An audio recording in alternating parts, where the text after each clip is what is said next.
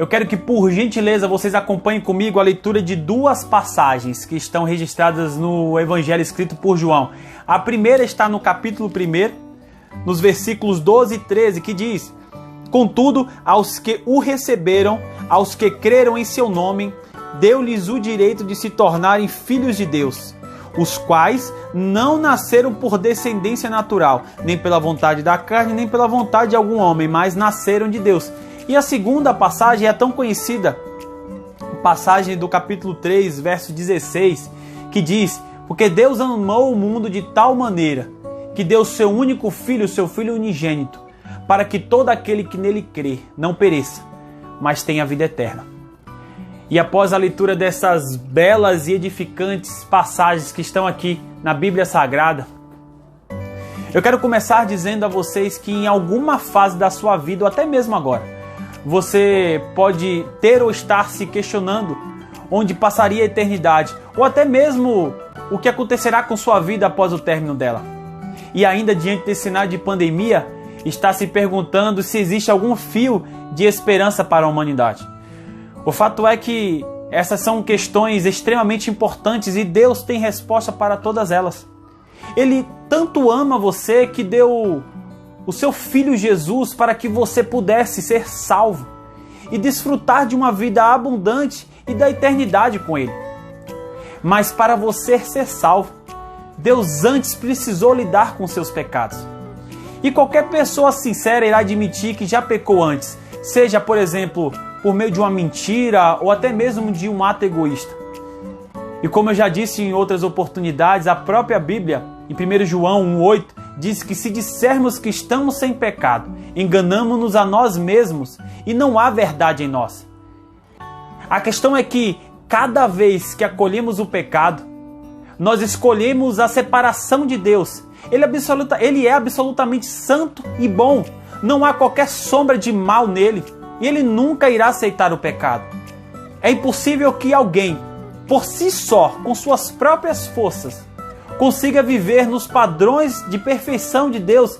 E por isso precisamos desesperadamente da salvação e do novo nascimento que Jesus veio trazer. Um dia, um líder respeitado e conhecido chamado Nicodemos veio ver Jesus com muitas perguntas intrigantes. Jesus lhe disse claramente: ninguém pode ver o reino de Deus se não nascer de novo. Nicodemos pensava que estava bem com Deus porque era religioso e uma pessoa boa, mas Jesus deixou claro que ninguém pode ser salvo por causa da religião ou até mesmo pelas suas boas obras. Se você não nascer de novo, não pode ver o reino de Deus. Nicodemos ficou perplexo com a resposta de Jesus e perguntou: como alguém pode nascer de novo? E Jesus, por sua vez, de forma sábia, explicou que não estava se referindo a um novo nascimento físico, mas sim espiritual.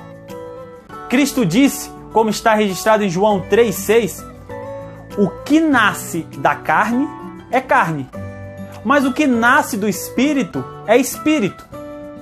E o referido Evangelho de João explica de forma clara que quando colocamos a nossa fé em Jesus, Deus nos dá o poder para nascermos de novo em nossos espíritos e nos tornarmos filhos de Deus, concebidos pela própria vontade do Pai Celestial. Isso é simplesmente maravilhoso.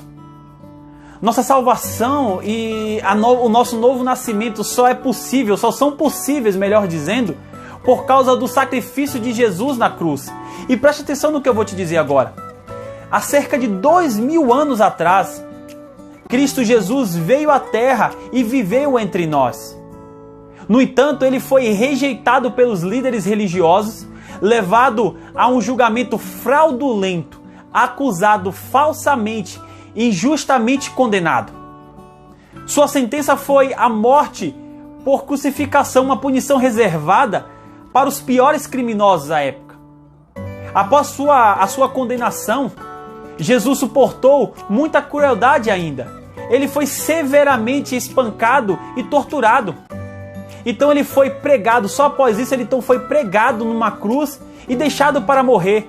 Mesmo em face a tanto sofrimento, a oração dele foi: Pai, perdoa-lhes, pois não sabem o que estão fazendo.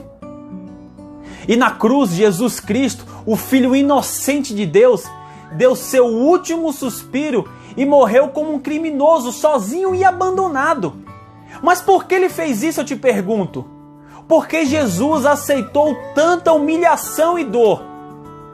A qualquer momento ele poderia ter pedido a seu Pai Celestial para enviar exércitos de anjos e destruir seus torturadores, mas em vez disso, ele suportou a indignidade da cruz. Mas por que? Eu retorno a te perguntar. A razão chocante é simples. Ele fez isso por nós, por mim e por você. Isso mesmo.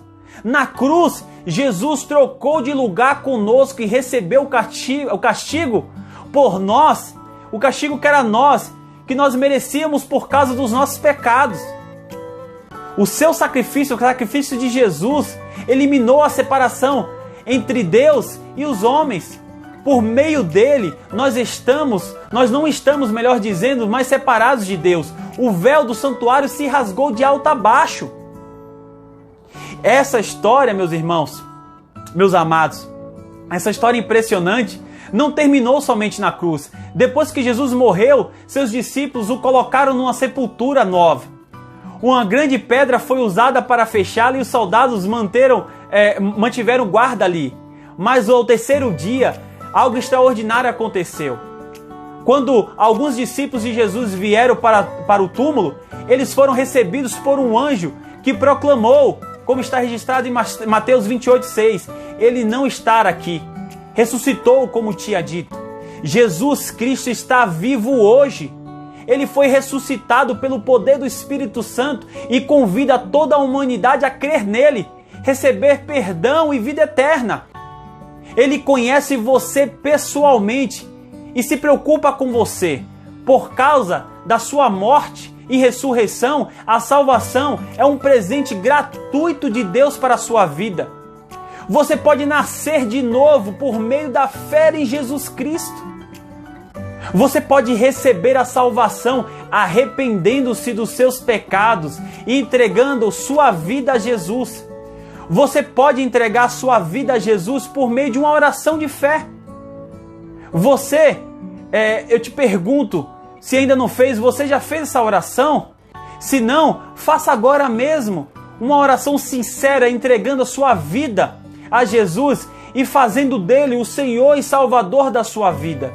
Deus vai responder com a salvação e o novo nascimento. Ele vai mudar a sua vida para sempre. Isso é uma promessa que está na Bíblia. E se você fez a oração e se entregou a Jesus, bem-vindo à sua nova vida em Cristo. Porém, eu quero lhe dizer, repetindo o que Cristo disse em João 16:33, neste mundo vocês terão aflições, contudo, tenham ânimo. Eu venci o mundo. Ele disse isso para que nele você tenha paz, pois ele prometeu que apesar disso, sempre estaria conosco. Então, confie, descanse e espere nele, pois Deus tem muitas coisas boas para você. Um forte abraço e até a próxima.